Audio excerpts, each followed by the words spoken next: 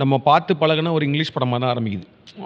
வந்து ஒருத்தன் ஒரு ஒரு ஹஸ்பண்ட் வந்து ஒரு வெளியில வெயிட் பண்ணிட்டுருக்கான். உள்ளுக்குள்ள வந்து அவங்க அவங்க ஒய்ஃப் வந்து ஒரு அஃபேர் இருக்கு யார் கூடயோ. ஒரு கன்னெல்லாம் வந்து இது பண்றாரு அப்படின்னு சொல்லும்போது, அப்புறம் பார்த்தா ஒரு மர்டர் நடந்துருச்சு அப்படின்ற மாரி காட்டுறாங்க. ஸோ அவர் மர்டர் பண்ணலன்ற மாரி இருக்கு. ஸோ நான் first I think when I was நான் சொன்ன மாரி 2007, 8ல இந்த படம் ஃபர்ஸ்ட்டு பார்க்கும்போது, ஒரு மர்டர் இன்வெஸ்டிகேஷன் மாரி போகும்.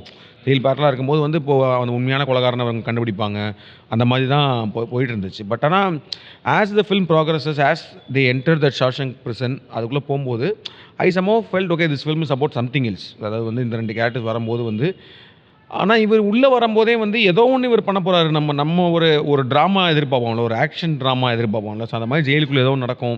இப்போ அதே மாரி அங்கே 2 பேர் வந்து இவர மொலஸ்ட் பண்றதுக்காக வரானுங்கன்னு சொல்றபோது, அங்கே ஏதாவது இவர போட்டு அடிப்பாரு. சம்திங் வில் பிகம் அப்படின்ற மாதிரிலாம் தோணுச்சு. But I think the film took you are took me in after some point. அதுக்கப்புறமேட்டு வந்து அவங்க அந்த கேரக்டர்ஸோடயே போம்போது, அது ஒரு எமோஷனலா ஒரு கனெக்ட் ஆனதுக்கு அப்புறமேட்டு எனக்கு அப்புறம் தெரிஞ்சுச்சு this film is more about life.